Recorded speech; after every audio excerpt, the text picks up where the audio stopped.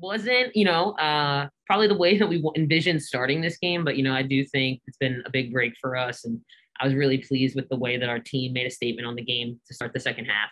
And we're not.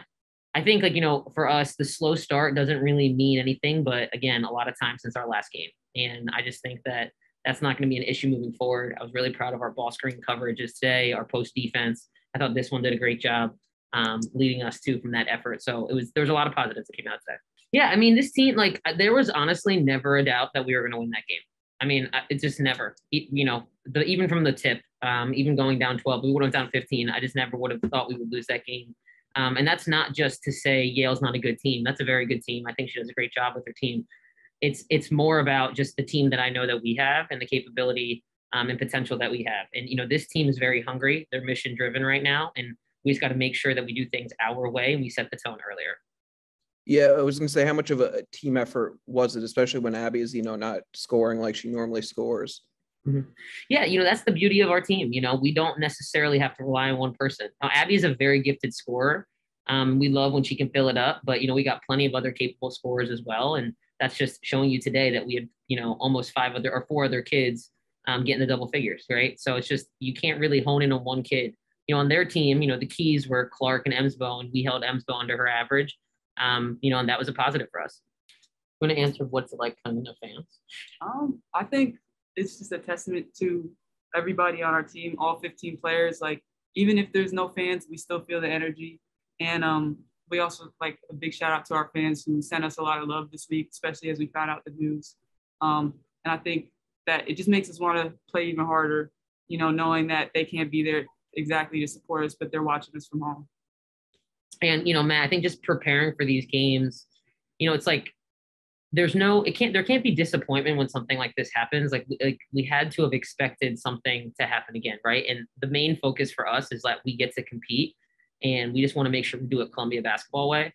So for us, it's just really we've been locked in every day, even since September when we first got to practice together again, on just what we do and not what is around us, our environment. So honestly, not a change in how we coach, but just addressing the brutal facts of the reality that we won't have fans there.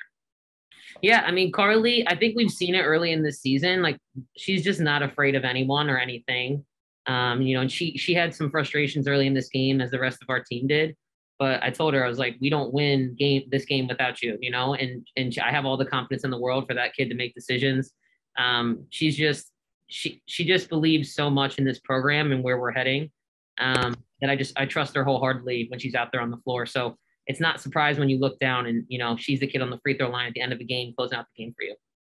Yeah, I think the nice thing about the first half is that defensively, we didn't have to make a lot of adjustments. Honestly, it was just like, let's stop getting too deep into the kill zone. Let's not overcomplicate decision making. So let's share the ball. Let's look for one more passes. Let's re-attack long closeouts. Like, it was just the reads, Adam, that I thought we challenged them to make with more poise and confidence.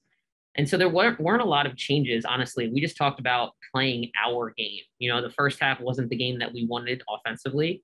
Defensively, we were fine. I think there were some things that we could have fixed, but we actually had some nice defensive stops in the first half and some good stretches.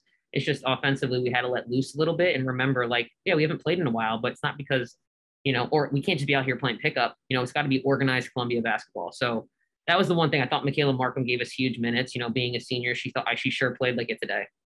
Oh, this is the first Ivy League game. Just talk about a little bit general feeling after, comeback win on the first game. I think it's great. We're starting off 1-0. That's how we want to start. Maybe it wasn't the way that we wanted exactly, but we're only going up from here. We got improvement to make as this week goes on. So we're just focused on the next one. Yeah, Meg, I was actually going to ask you about Michaela. She had a couple plays there in the third quarter, the steal, and then also a big shot as well. What does, she bring to the program? You kind of mentioned that as a senior and somebody who's not always necessarily going to be making the huge plays, but in a game like today really made some of the plays that help you guys get over the top.